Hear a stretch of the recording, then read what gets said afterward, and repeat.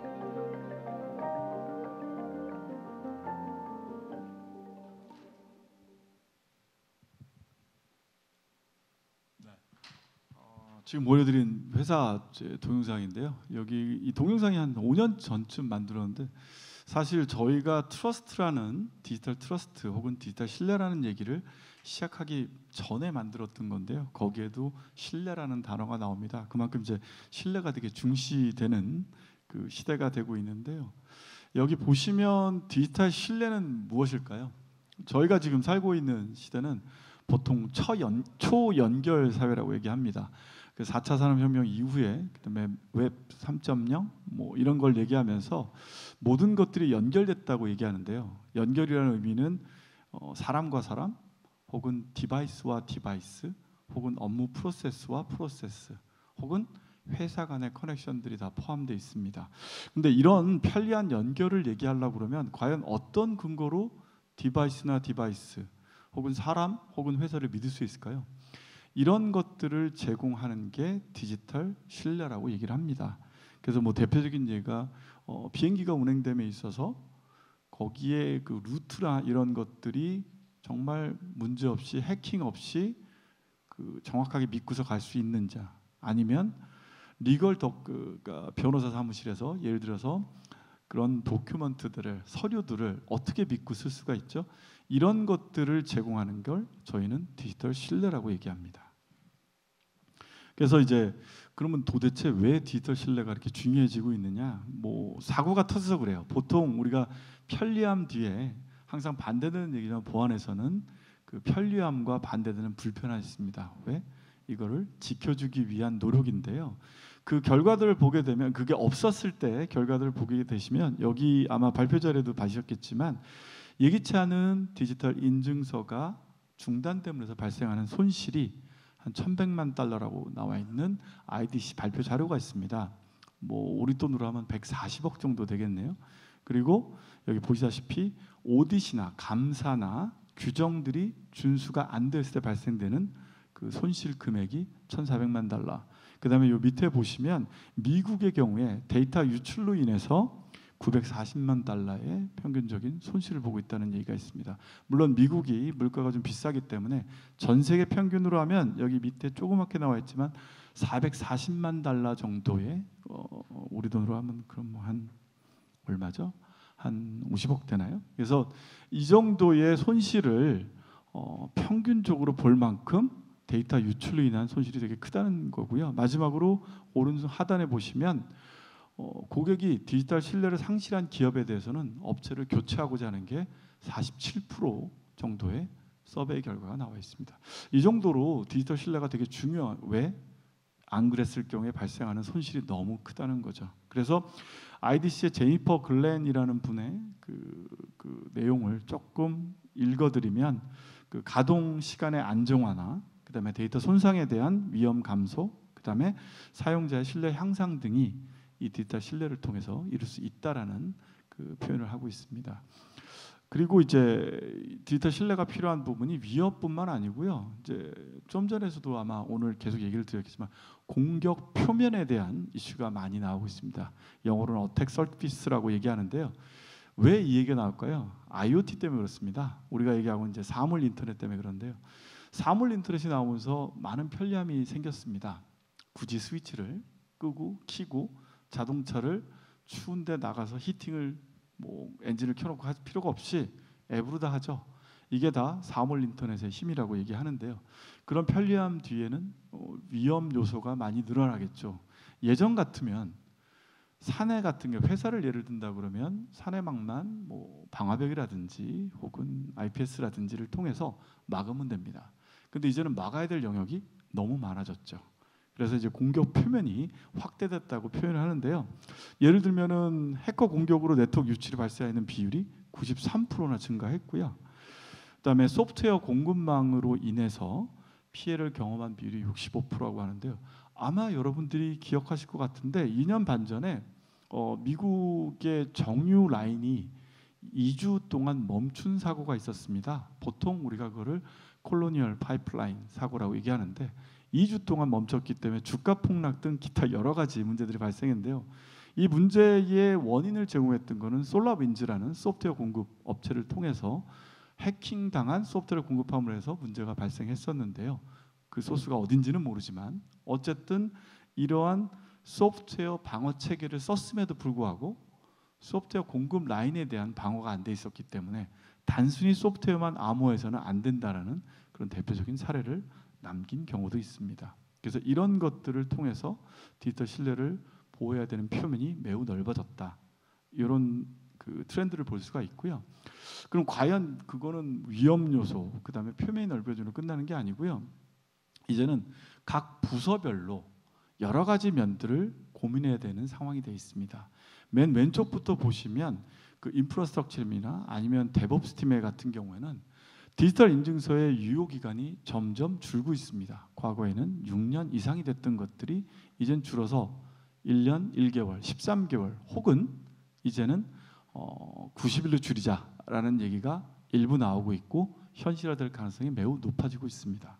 그리고 클라우드를 통해서 많은 그 하이브리드 모델을 쓰고 있는 기업들이 많기 때문에 이를 어떻게 신속하게 배포할 것이냐. 결국은 이 얘기는 위험 요소가 많이 늘어난다는 얘기고요. 그 다음에 아이디나라든지 억세스를 관리하는 부서 입장에서 본다 그러면 요새 가장 많이 듣는 얘기가 뭐죠? 제로 트러스트죠. 외벽만 막아서 방한다는 게 아니고 어떤 아이디나 혹은 사람이나 혹은 어떤 무엇인가가 사내망에 들어왔을 때 매번 억세스할 때마다 이거를 전혀 신뢰하지 않고 매번 체크한다는 뜻으로 이해하실 수가 있는데요. 그런 제로 트러스트 정책도 있고, 그다음에 그 코로나 사태 이후에 원격 작업이 되게 늘어났죠. 그래서 이제 그런 것들을 볼 때 방어해야 될 포인트가 너무 복잡해졌다는 이슈가 생겼습니다. 그리고 보안 운영팀 입장에서 볼 때는 위협이 증가하는 것도 그렇지만 표준이 계속 바뀌고 있습니다. 그러면 결국은 뭐 어질러티라고 하지만 민첩성이 많이 필요하게 되고요.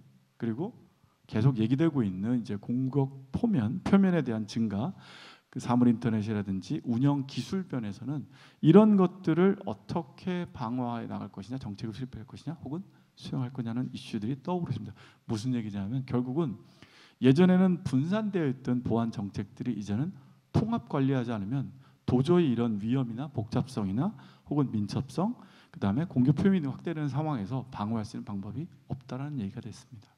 그래서 이런 것들을 봤을 때 그러면 도대체 디지털 신뢰는 뭡니까? 라고 물었을 때 크게 이제 네 가지 그 필러라고 얘기하는데 그 블럭으로 얘기를 합니다.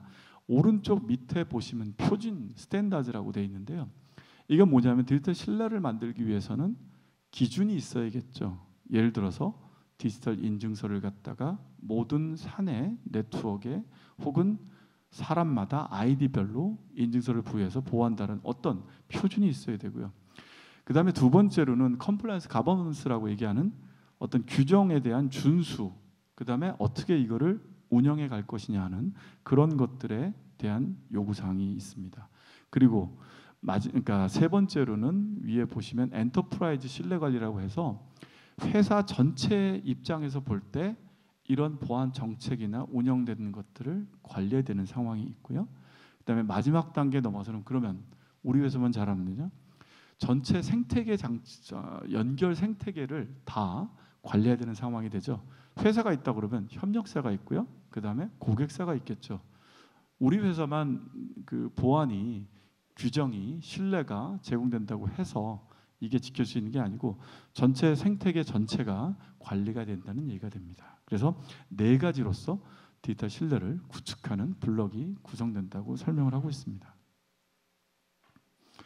그다음에 디지털 신뢰를 그래서 이제 그 구축하는 게 저희 회사의 일입니다. 그래서 이제 디서트는 이 디지털 신뢰를 구축하기 위해서 여러 가지 일들을 하고 있습니다. 여기 보시면 왼쪽편에 보시면 CAB라고 되어 있습니다. CA 브라우저 포럼이라고 하는 겁니다. CA라는 거는 디서트처럼 그 인증서를 발급하는 공인 인증 기관을 얘기합니다. 그다음에 브라우저는 여러분들 아시다시피 크롬이라든지 뭐 애플이라든지 혹은 마이크로소프트라든지 이런 업체들이고요. 그 다음에 이메일이나 네트워크 보안을 관여하고 있는 시스코라든지 이런 데들이 모여서 보안 정책을 협의하고 정의하는 그 단체가 CAB라고 합니다. 그리고 그 옆에 이제 NIST라고 해서 북미 표준 기관이죠.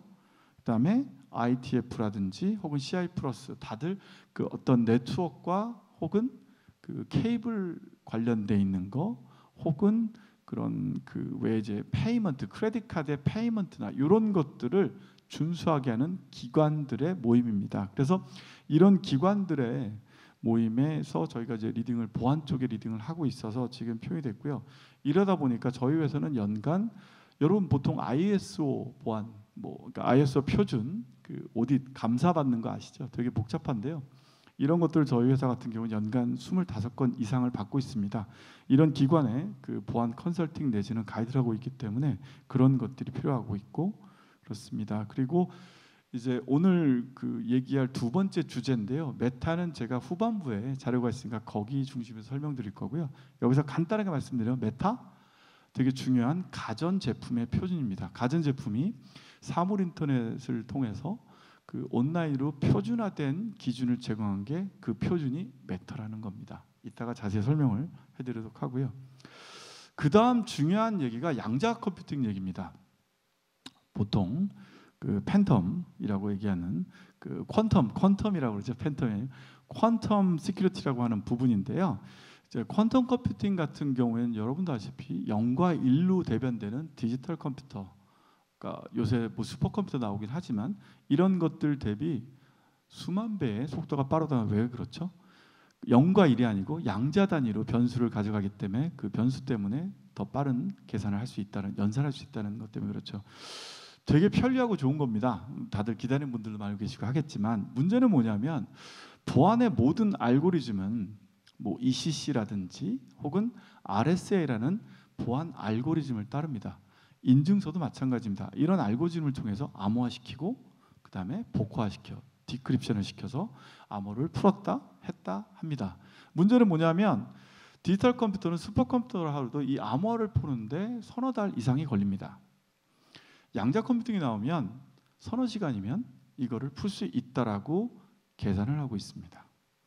되게 심각한 문제예요. 무슨 얘기냐면 여러분들이 지금 뭐 OTP 카드라든지 아니면 멀티 인증이라 이런 걸 통해서 은행 계좌나 이런 것들의 역사상 보호들이 서너 시간 안에 풀릴 수 있다는 얘기예요. 양자 컴퓨팅 나오면. 또 다른 문제는 뭐냐면 양자 컴퓨팅 같은 경우에는 국가적 프로그램으로 진행되지만 예를 들면 중국을 예를 든다 그러면 중국이 만약에 양자 컴퓨터를 개발했어요. 이거를 발표를 할까요? 모든 암호화나 군사 관련된 것들을 해킹한 후에 발표를 할 수 있을지 모르겠습니다. 무슨 얘기냐면 언제 이 위험이 올지는 예측이 안 된다는 얘기예요. 지금 뭐 5년 후에 개발될 수 있다 혹은 10년에 여러 가지 논의가 있지만 언제 될 수 없다라는 게 가장 큰 문제가 대두되고 있는 상황이고요. 그래서 이제 저희 회사 같은 경우에는 이런 양적 컴퓨팅에 대비하기 위해서 그거를 PQC라고 얘기합니다. 포스트 퀀텀 크립토그래피라고 하는데요. 이 양자 컴퓨팅에 대응하기에는 암호화 모듈을 탑재한 제품을 저 하이엔드 제품에다가 시큐사이트 프로한 제품에 탑재를 해서 이미 4년 전부터 탑재해서 테스트를 할 수 있도록 고객님들 제공하고 있습니다. 왜 테스트 키트냐면 아직 표준이 안 나왔습니다. 지금 현재 그 8월 달에 여러분 아마 양자 컴퓨터 관련된 기사를 보시면 미국 북미 표준 NIST에서 내년 상반기에 이 표준을 만들 거라고 해서 드라프트 버전 표준만 지금 나와 있는 상태입니다. 그래서 상당히 좀 관리 내지는 모니터링을 하셔야 될 부분이 될 것 같고요. 그러면 디지털 신뢰에 있어서 여러 가지 사례가 이따가 이제 보여드릴 건데 정부기관에 사용하는 경우도 있고요. 그 다음에 소매 그 라인에서 공급망에서 사용하는 경우도 있고, 그 다음에 심지어는 의료기관에서 여러 가지 생체에 관련돼 있는 것들을 통해서 사용하는 사례가 있습니다. 물론 금융권은 너무 많습니다. 그래서 이런 사례들은 이따가 디테일하게 보여드릴 거고요. 이런 것들을 보호하기 위해서 저희 회사가 만든 플랫폼이 디서트1이라고 합니다. 물론 뒤에 있기 때문에 상세한 거는 뒤에 설명할 거지만 간단하게 좀 말씀드리면 디서트1에는 기업 신뢰에 대한 거 왼쪽부터, 그 다음에 기기, 디바이스 신뢰에 대한 부분, 그리고 소프트웨어 신뢰, 그 다음에 콘텐츠 신뢰, 그 다음에 DNS 신뢰로 나눠져 있습니다. 무슨 얘기냐면 기업 신뢰라고 그러면 여러분들 많이 쓰고 계신 모든 웹사이트가 이제는 사용하고 있는 SSL 인증서, 그 다음에 웹 서버나 그 다음에 일반 서버에 인증을 위해 사용되고 있는 프라이빗 인증서, 이런 것들을 관리하는 플랫폼이 될 거고요.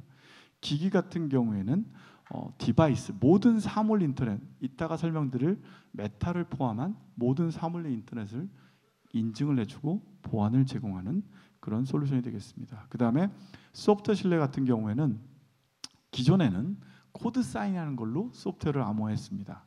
코드 사인하는 거는 해싱가스를 암호해서 소프트웨어가 다른 사람에 의해서 해킹될 수 없도록 암호하고, 그 다음에 그거를 다시 개발할 때는 또 디크립션 해가지고 복호화해서 그거를 하고 다시 암호하는 이런 것들인데요. 키값을 사용합니다. USB 같은 거를 사용하는데 토큰이라고도 하고요.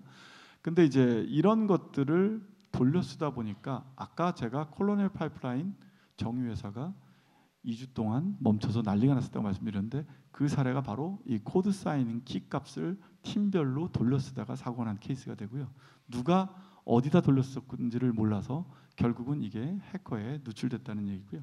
그런 것들을 막기 위해서 클라우드 베이스에서 억세스 매니지먼트가 들어간 게 바로 소프트 신뢰가 되겠습니다. 이따 설명드릴 거고요. 콘텐츠 신뢰는 과거에는 도큐먼트라고 해서 여러분 아도브나 뭐 이런 거 쓰실 텐데 거기에 이서명이라는 게 있습니다. 이런 것들을 서명해 주는 솔루션인데요. 그거 외에도 요즘에는 이제 비디오 보시면 이제 러시아에서 프로파간다 관련돼 있는 그런 이상한 비디오를 만들어 돌리잖아요. 이런 것들이 실제 오리지널 비디오냐 아니면 누가 장난을 친 비디오냐를 갖다가 검증할 수 있는 NFT 같은 그런 형태의 인증을 제공하는 게 이제는 콘텐츠 신뢰라고 합니다.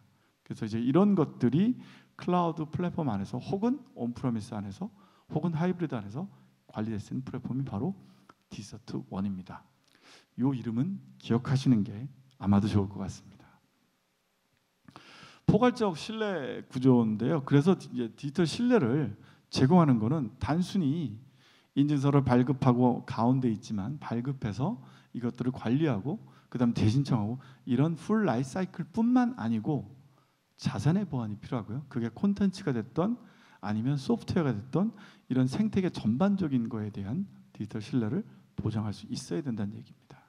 그리고 이런 디지털 생태계를 통해서 여러분들, 그러니까 디서트1을 통해서 여러분들은 이런 디지털 전반적인 거, 사용자든 서버든 데브옵스든 혹은 애플리케이션이든 아니면 밑에 있는 기기 문서, IT 시스템 전반에 대한 VPN 커넥션이라든지 이런 것들이 다 보장받을 수 있게 됩니다.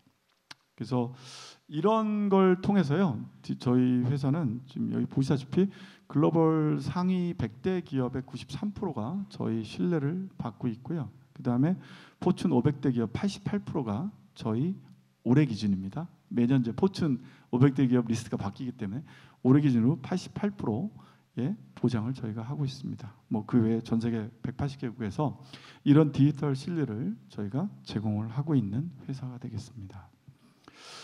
그리고 한 가지 더 말씀드리면 이제 최근 아나운스된 거긴 한데요. 오라클 OCI 그 플랫폼에서 이제 저희가 클릭 하나로 앱으로 그 디지털1 관련돼 있는 신뢰를 구입할 수가 있습니다. 인증서뿐만 아니고요. 그래서 이제 그런 것들은 참고하시면 좋을 것 같습니다. 자, 오늘 두 번째 주제 메터로 넘어갈게요. 혹시 메터에 대해서 들어보신 분 있으신가요? 이 세션 전에 무려 한 분이 있으시네요. 감사합니다. 대부분 처음 들어보신 분들이 많으세요. 메터가 뭐고 뭐 이런 분들이 많으신데, 메터는 여러 가지 문제점에서 탄생된 표준이라고 이해하시면 됩니다. 첫 번째는 여러분들 그 IoT 기반에서 요새는 다 핸드폰으로 컨트롤하시죠. 예를 들면 집에 에어컨을 미리 켜놓는다든지 아니면 자동차 시동을 건다든지 되게 편리하게 잘 사용하고 계신데요. 이런 것들을 컨트롤하는 기준이 메터라고 이해하시면 됩니다. 왜 이런 것들을 그러면 도대체 만들어야 되냐? 현대차는 현대차 마음대로, 기아차는 기아차 마음대로 아마 호환이 안 되는 걸로 알고 있고, LG는 LG 마음대로, 삼성은 삼성 마음대로 만듭니다. 컨트롤은 가능해요. 근데 각 제조사별로 따로따로 자기 마음대로 만들어요. 편리하지만 통합이 안 되기 때문에 앱을 할 때마다 다 깔아야 돼요. 그죠? 그럼 그 할 때마다 까는 건 좋은데 그 보안은 누가 책임지나요? 각자 나름이에요. 이런 것들을 방지하기 위해서 만든 게 바로 메타가 되겠습니다.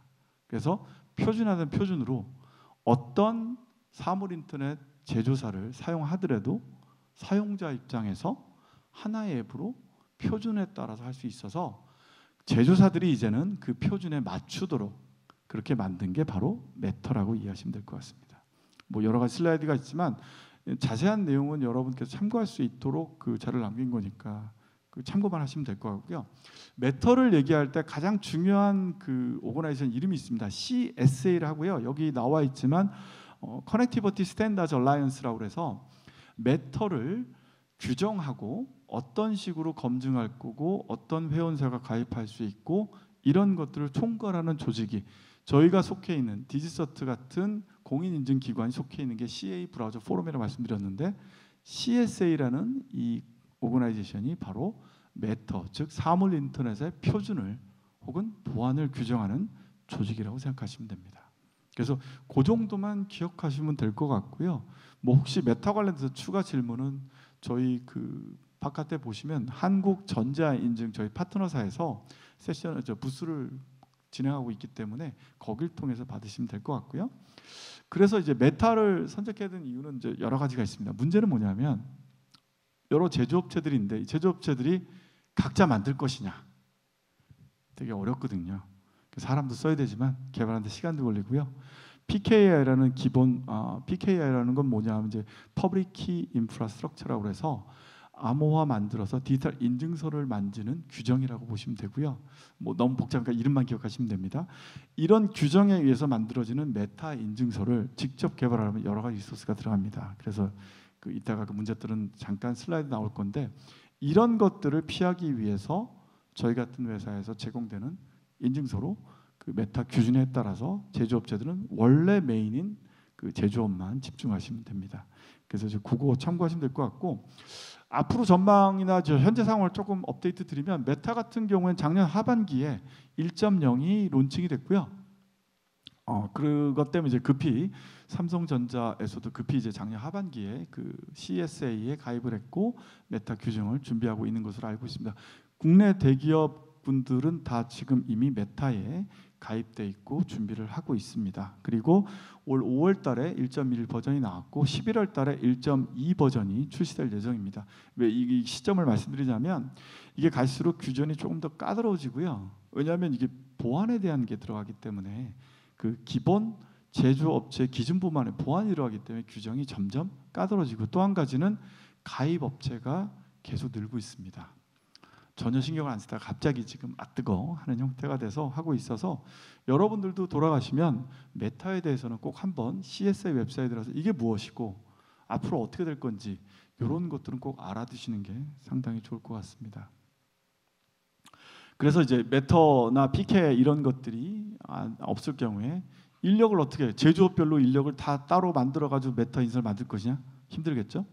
그 다음에 인증서를 보관하려면 하드웨어가 HSM이라고 해서 인증서를 보관하는 키값을 보관하는 게 있는데 이런 것들을 각자 관리할 것이냐?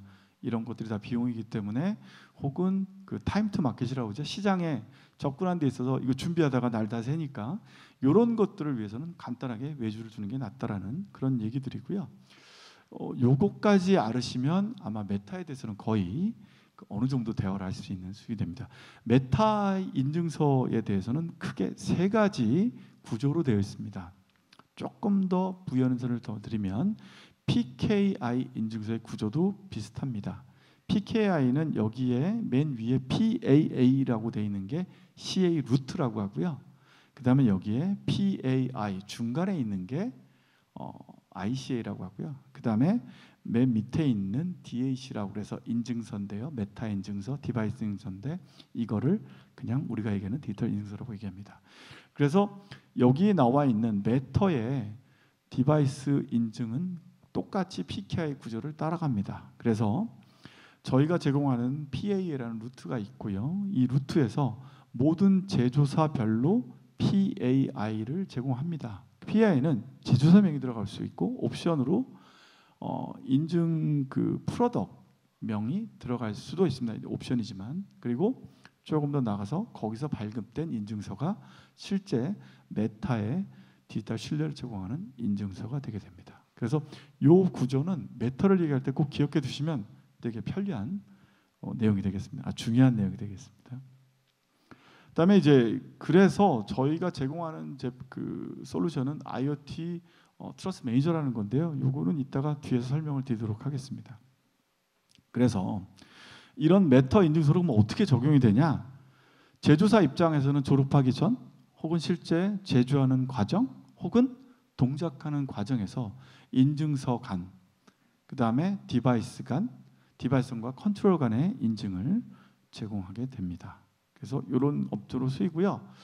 그러면 우리는 제조업사인데 뭐 클라우드 잘 모르겠고 온프렘 즉 공장 내부에서만 이걸 돌린다. 이런 경우는 온프렘 솔루션이 있습니다. 그래서 온프렘으로 모든 인증서를 관리하고 발급하고 다시 재발급하는 프로세스를 할 수가 있고요. 우리는 좀 더 좀 플렉시블해서 클라우드 환경에서 할 수 있다. 혹은 하이브리드도 가능하다. 이런 경우에는 역시 클라우드 환경에서 인증서를 발급하고 전 프로세스가 관리될 수 있는 솔루션이 있습니다. 그래서 되게 플렉시블하게 되어 있기 때문에 상당히 편리하게 사용할 수가 있고요. 잠깐 시간을 보면 시간이 조금 촉박하군요. 일찍 시작했는데 제품 소개 간단하게 하고 질문 드리고 마치도록 하겠습니다. 그래서 디스터트1이라는 플랫폼 잘 이름을 기억하시고요. 거기에는 기기 신뢰와 그 다음에 기업 신뢰, 소프트웨어 신뢰, 콘텐츠 신뢰, DNS 신뢰가 있고요. 현재 오라클 OCI 클라우드에서 디서트가 가능하고요. 그리고 기업 신뢰 부분에서는 서스트 센츄라는 플랫폼이 존재합니다. 이거 뭐냐면요. 여러분 웹사이트 인증서를 SSL 인증서 혹은 TLS 인증서라고 하는데요. 이 웹사이트 인증서를 발급해주고 관리해주는 플랫폼입니다. 그리고 요거를 갖다가 자동화시킵니다. 무슨 소리냐면 아까 제가 디지털 인증서의 기간이 점점 짧아진다고 말씀드렸어요. 무슨 얘기냐면 인증서가 과거에는 한 번 만들면 6년 동안 유효했어요.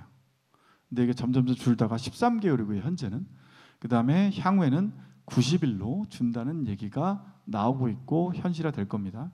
자, 그러면 이 문제는 뭐냐면 인증서는 날이면 날마다 바꾸는 게 아니기 때문에 1년에 한 번씩 하기 때문에 담당자가 한 명밖에 없어요. 모든 기업이 그래요. 근데 이 담당자가 바뀌면 인증서가 어디 있는지도 설치된지도 알 길이 없어요. 인증서 만료일이 언젠지도 알 수 없어요. 인증서가 만료되면 어떻게 된다고 말씀드렸죠? 아까 1,400만 불의 손실을 보는 케이스가 있을 정도로 심각한 문제들이 비용적으로 심각한 문제를 발생할 수 있습니다. 웹사이트가 안 돼요. 경고 메시지가 나요. 혹은 여러분 신용카드 결제가 안 될 수도 있습니다. 인증서가 만료했을 경우에는. 그래서 이런 문제를 관리하기 위해서 매뉴얼로 하는 게 아니고 자동화를 시켜서 만든 플랫폼이 TLM, Trust Lifecycle Manager라는 플랫폼으로 론칭이 작년에 됐습니다. 그래서 이걸 통해서 그런 퍼블릭 인증서 혹은 프라이빗 인증서를, 사설 인증서를, 공인증서를 관리할 수 있게 되어 있습니다. 사례를 좀 말씀드리면 IBM에서 이제 저희 전체 솔루션을 지금 사용하고 있고요. 여기 그 내용을 살짝 보시면 사용자하고 기기, 그 다음에 와이파이하고 VPN에 대한 인증 부분, 그 다음에 이메일 암호화된 부분, 그 다음에 이메일에 대한 인증, 그리고 역시 공인 인증서, 퍼블릭 인증서, TLS 인증서, 그 다음에 소프트웨어에 대한 모든 서플라이 체인, 아까 소프트웨어 공급망에 대해서 가능하다고 말씀드렸죠. 이거를 보호하는 그런 솔루션을 IBM에서 이미 채용해서 잘 활용하고 계십니다.